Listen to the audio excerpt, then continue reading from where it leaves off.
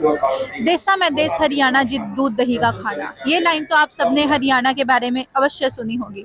लेकिन क्या आप जानते हैं कि हरियाणा में कुछ ऐसे शिल्पकार भी हैं जो अपनी कला के माध्यम से पीढ़ी दर पीढ़ी राष्ट्रीय अवार्ड जीतते आ रहे हैं और हरियाणा का नाम पूरे भारत में ही नहीं देश विदेश में भी रोशन कर रहे हैं। तो चलिए आज हम आपको हरियाणा पेवेलियन में लेके आए हैं एक ऐसी स्टॉल पे जहां पर लकड़ी के ऊपर इतनी प्यारी नक्काशी की गई है। तो चलिए बात करते हैं उनसे। सर कहां से आप? Bahadurgarh district Jhajjar Haryana. District Jhajjar Haryana. Sir किस तरीके से काम करते हैं आप? ये हमारा मतलब कि जैसे कि हमारे दादा परदादा वगैरह ये काम करते थे पहले आइवरी पे, हाथीदांत पे। फिर हाथीदांत जब 1992 में बंद हुआ तो फिर हमने चंदन की लकड़ी पे काम किया। फिर उसके बाद अभी हम कदम की लकड़ी में काम कर रहे हैं। तो हमारे जैसे कि औजार ये है, टूल्स वगैरह,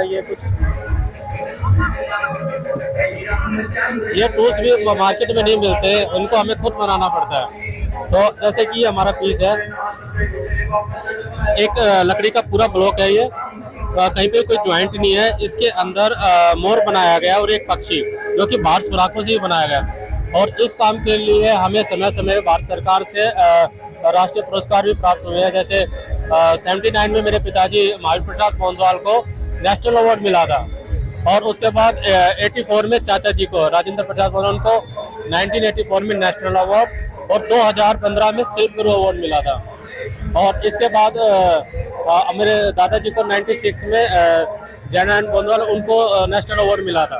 तो 2004 में मेरे बड़े भाई चंद्रकांत है और उनको 2004 में नेशनल अवार्ड और Asia first by UNESCO award भी 2000 उनको मिला था। बादाम के छिलकों पे नक्काशी का और 2015 में मेरे को स्टेट अवार्ड हरियाणा से और बड़े भाई को NMC भारत सरकार से मिला है इसके लिए।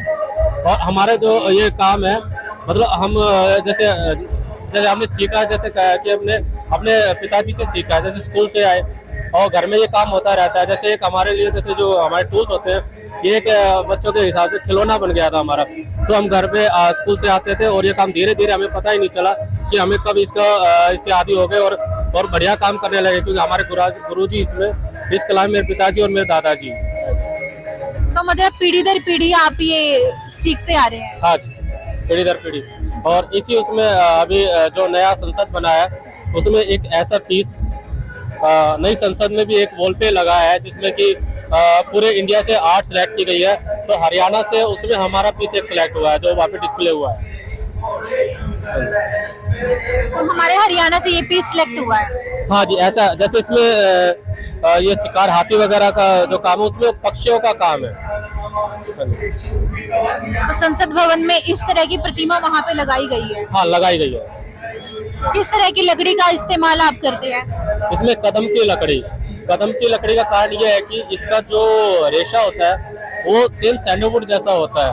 तो इसमें क्या है कि बारीक काम पॉसिबल है जो दूसरी लकड़ियों में पॉसिबल नहीं है। तो एक पीस बनाने में कितना टाइम आपको लग जाता है? ये उस पीस पे डिपेंड करता है कि उसमें हम कलाकृति क्या बना रहे हैं। जैसे कुछ पीस तो एक दिन में भी तैयार हो जाता है और कुछ पीसों में, जैसे ये वाला पीस जो मैं दिखाया था आपको, इसको बनाने में 3.5 महीने लगे हैं बनाने में। तो पहले धीरे धीरे बाहर का बनाया, फिर उसके बाद वो कटिंग करनी पड़ती है।